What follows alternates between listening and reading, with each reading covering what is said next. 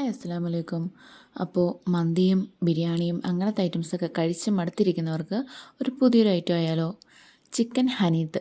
ഇതുവരെ ട്രൈ ചെയ്തവർ ഒന്ന് ട്രൈ ചെയ്ത് നോക്കുക. അപ്പോൾ ഞാനിപ്പോൾ സൈഡിൽ കൊടുത്തിരിക്കുന്ന ഐറ്റംസ് എല്ലാം മിക്സിയിലിട്ട് ഇട്ട് കൊടുക്കുക.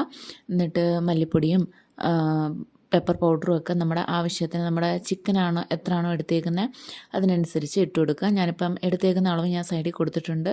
അതെല്ലാം ഒന്ന് മിക്സിയിൽ അടിച്ചെടുക്കുക. എന്നിട്ട് നല്ലതുപോലെ ക്ലീൻ ചെയ്ത ചിക്കനകത്തോട്ട് ഇത് നല്ലതുപോലെ ഒന്ന് പുരട്ടി കൊടുക്കണേ.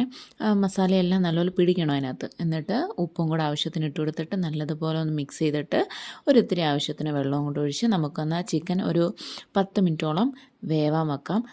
ആ ചിക്കൻ്റെ ഇതെല്ലാം ആ വെള്ളത്തിൽ നല്ലതുപോലെ കുക്ക് ചെയ്ത് റെഡിയാവണം. അതുമാത്രമല്ല ചിക്കൻ നല്ല കുക്ക് ചെയ്ത് നമുക്ക് കിട്ടണം.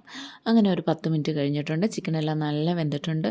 അങ്ങനെ ആ ചിക്കനെല്ലാം നമുക്ക് ആ ചിക്കൻ സ്റ്റോക്കിൽ നിന്ന് നമുക്ക് എടുത്ത് പറക്കി മാറ്റി വെക്കാം. ഇത് നമുക്ക് പിന്നെ ആവശ്യമുണ്ട്. ഇനിയിപ്പം ഈ ചിക്കൻ സ്റ്റോക്കും കളയല്ലേ. ഞാൻ എല്ലാ പാത്രം കഴുകാൻ മടിയുള്ളവർക്കാണെന്നുണ്ടെങ്കിൽ എല്ലാം ഒറ്റ പാത്രത്തിൽ നടക്കും.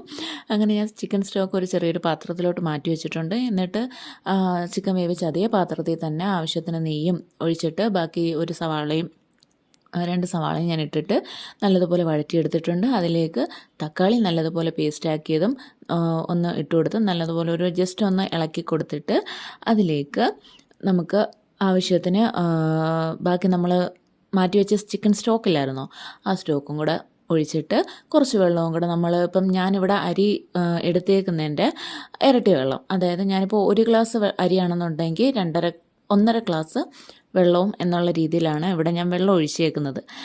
കൂടിയും കുറഞ്ഞൊന്നും പോവില്ല, അല്ലെങ്കിൽ ചിലപ്പോൾ നമ്മുടെ ചോറ് കുളമാവാൻ ചാൻസ് ആവും.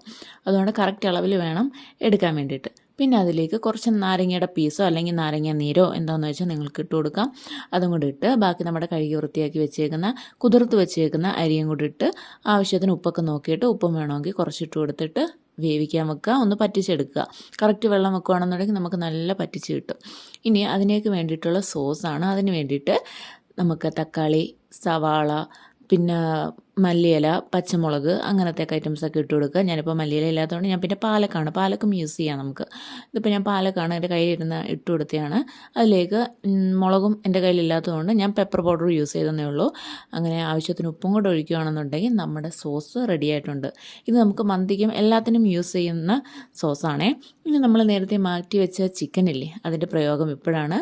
അത് ജസ്റ്റ് അങ്ങനെ തന്നെ കഴിക്കേണ്ടവർക്ക് അങ്ങനെ തന്നെ കഴിക്കാം. അല്ലാതെ ജസ്റ്റ് ഒരിത്തിരി ഒന്ന് ഓയിലൊന്ന് സ്പ്രെഡ് ചെയ്തിട്ട് പാനിൽ ഈ ബാക്കി നമ്മൾ മാറ്റി വെച്ചേക്കുന്ന ചിക്കനും ഒന്ന് ജസ്റ്റ് ഒന്ന് മൊരിയിച്ചെടുക്കുകയാണെന്നുണ്ടെങ്കിൽ ഒരു ഗോൾഡൻ കളർ ആക്കുകയാണെന്നുണ്ടെങ്കിൽ ഒരു ഇച്ചിരി മൊഞ്ച് എന്നൊക്കെ നമ്മൾ പറയത്തില്ലേ, മൊഞ്ചുള്ള ചിക്കൻ.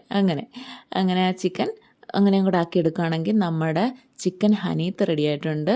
ആ റൈസിനകത്തൊക്കെ കറക്റ്റ് ചിക്കൻ്റെ ടേസ്റ്റാണ്. നിങ്ങൾ വേറെ ഒന്നും ഇല്ലെങ്കിലും വെറും ചോറ് മാത്രം കഴിക്കാം. അപ്പോൾ ഈ വീഡിയോ ഇഷ്ടപ്പെട്ടെന്നുണ്ടെങ്കിൽ ലൈക്ക് ചെയ്യണേ, ഷെയർ ചെയ്യണേ.